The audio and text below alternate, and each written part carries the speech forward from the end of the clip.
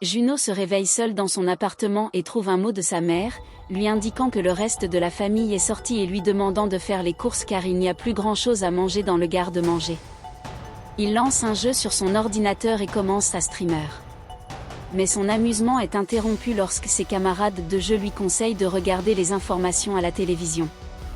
Junmo allume la télévision et constate qu'un grand nombre d'actes violents et d'agressions. Alors qu'il regarde les informations, il entend du bruit à l'extérieur et voit des gens courir en criant et d'autres se mordre et se griffer violemment. Entendant également des bruits provenant du couloir, Juno va voir mais une personne fait irruption dans l'appartement en disant qu'il s'agit d'un voisin. Junho lui demande de partir mais il refuse. Juno attrape alors un couteau et remarque que les yeux de son voisin commencent à saigner, ce qui indique qu'il est infecté et qu'il va bientôt se transformer. Soudain, l'homme se met à grogner et attaque Juno, mais celui-ci parvient à le pousser hors de la porte où un infecté le dévore. Jun W barricade la porte avec son réfrigérateur et regarde les informations à la télévision. Il reçoit des messages de sa mère et découvre heureusement qu'eux aussi se cachent, mais il ne peut pas les contacter car la réception est mauvaise. Le garçon vérifie la nourriture qui lui reste et se prépare à résister et à se cacher dans la maison. Le lendemain, il apprend aux informations que les infectés ont un comportement cannibale et que le virus se transmet par contact sanguin causé par des morsures ou des blessures. Junho décide alors de publier une photo de lui sur les réseaux sociaux, indiquant sa position dans l'espoir que quelqu'un puisse le sauver. Il place son smartphone sur un petit drone et tente de le faire voler dans l'espoir d'obtenir une réception. Mais cette idée échoue car son drone n'a pas assez de batterie. Il voit un policier courir dans les rues en combattant les infectés, mais celui-ci est rapidement submergé.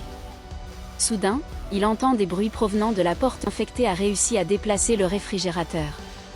Juno est obligé de s'accrocher à la balustrade du balcon. Alors l'infecté court vers lui mais tombe en essayant d'attraper le garçon. Quelques jours passent et Juno se met à boire de l'alcool pour s'hydrater. Il apprend que les infectés ont toutefois conservé une certaine intelligence et sont capables d'effectuer des tâches simples comme ouvrir des portes tandis que certains se souviennent des compétences acquises dans le cadre de leur profession. 2 semaines passent et Juno s'enivre tout en ayant des hallucinations dans lesquelles il voit sa famille revenir de voyage et embrasse sa mère mais il sort rapidement de son illusion et fond en larmes. Plus tard il tente d'obtenir un signal en plaçant son smartphone au bout d'un bâton à selfie et finit par recevoir un message vocal de sa famille. Il découvre que sa mère, son père et sa sœur se cachent dans le bureau de son père. Junmo est bouleversé d'entendre le message de sa mère se transformer lentement et il entend sa famille se faire dévorer vivante et mourir aux mains des infectés. Ne sachant pas quoi faire d'autre, Junmo attrape un club de golf et se précipite dans le couloir rempli d'infectés, essayant d'en abattre le plus possible et leur criant dessus. Mais le chaos attire davantage d'infectés et Junho est rapidement submergé. Il parvient toutefois à s'échapper et se rend compte qu'il doit faire demi-tour. Il se faufile donc dans le couloir et réussit à regagner son appartement en cachette. Le 20e jour, il voit des explosions dans la ville et l'électricité et l'eau sont coupées. Il se retrouve également sans nourriture. Sans eau et sans famille, Juno décide de mettre fin à ses jours. Il fabrique donc une corde avec des fils cependant dans le salon. Alors qu'il étouffe, il aperçoit un laser provenant d'un appartement dans l'immeuble adjacent au sien et renonce finalement à mourir sitôt. Il aperçoit une femme qui l'observe à travers des jumelles et lui fait signe. Pendant ce temps, la jeune fille entend un bruit provenant de son couloir et se prépare à activer un piège improvisé qu'elle a fabriqué au cas où les infectés enfonceraient la porte. Le bruit cesse et elle s'endort. Junmo se réveille le lendemain matin et ils échangent leurs noms en les affichant sur leur smartphone, mais ils sont interrompus lorsqu'un infecté pénètre dans l'appartement de la jeune fille. Heureusement, le zombie tombe dans son piège et elle le tue rapidement avec une hache. Le lendemain, Yobin voit que Juno a faim et elle essaie de lancer une corde vers l'appartement du garçon, mais la corde tombe au milieu d'une foule et un infecté la voit. Juno utilise alors son drone pour apporter une corde à l'autre appartement afin de créer une connexion entre eux. Puis la jeune fille lui envoie de la nourriture et il la remercie. Pendant qu'il mange, il aperçoit la corde qui avait été lancée précédemment et un pompier infecté qui l'utilise pour grimper. Le pompier zombie tire la table et frappe la jeune fille. Juno fait voler son drone et tente de faire tomber le pompier de la corde, mais le drone est détruit juste au moment où le pompier atteint le balcon de la jeune fille. Elle coupe cependant la main du pompier avec une hache. Plus tard dans la nuit, Juno se rend à l'appartement de son voisin à la recherche de nourriture et de provisions. Il trouve des provisions telles que du matériel d'escalade et de camping et comprend que son voisin était un randonneur passionné. Alors qu'il est en train de rassembler de la nourriture, son voisin infecté l'attaque et une lutte s'ensuit.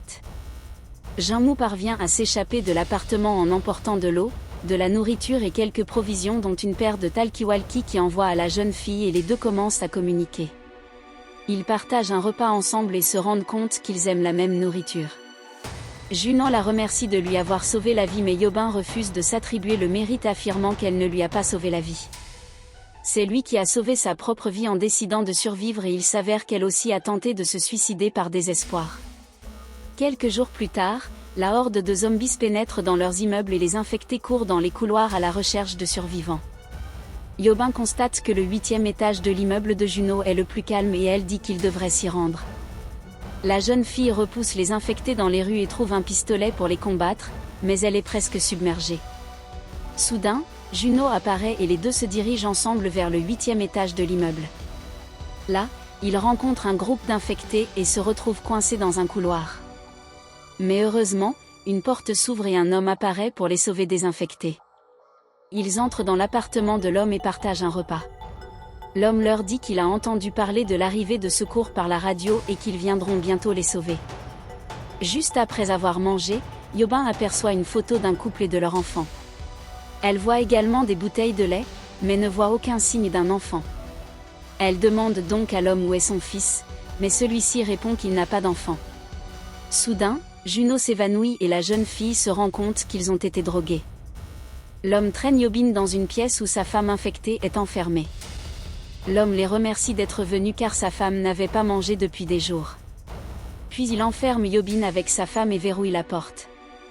Junmo se relève cependant et pointe son arme sur l'homme, mais celui-ci lâche la corde qui retient sa femme et Juno se jette pour l'attraper, laissant tomber son arme.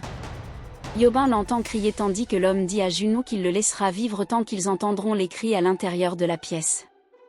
Mais les cris s'arrêtent et Juno craint le pire. L'homme ouvre la porte et voit sa femme infectée, le visage couvert, se jeter sur lui. Alors que sa femme mord le cou de son mari, Yobin sur eux deux. Mais ces coups de feu attirent la horde d'infectés. Sans aucun espoir, il décide qu'il devrait se suicider avant que la horde n'arrive. Junho accepte et se force à pointer son arme sur Yobi. Puis juste au moment où il s'apprête à appuyer sur la gâchette, ils entendent passer des hélicoptères. Alors il court rapidement vers le toit poursuivi par les zombies. Mais ils sont acculés sur le toit et dès que les zombies font éruption par la porte, un hélicoptère apparaît et les soldats commencent à tirer sur les zombies. Les deux montent rapidement dans l'hélicoptère et s'envolent. Junmo capte enfin le signal sur son téléphone et apprend qu'une grande partie de la zone métropolitaine est envahie par environ 50 000 zombies. Il constate également que de nombreux survivants ont publié leurs photos et leurs positions sur les réseaux sociaux comme il l'a fait lui-même et que les équipes de secours utilisent ces informations pour retrouver les personnes et les sauver. Que auriez-vous fait dans cette situation ?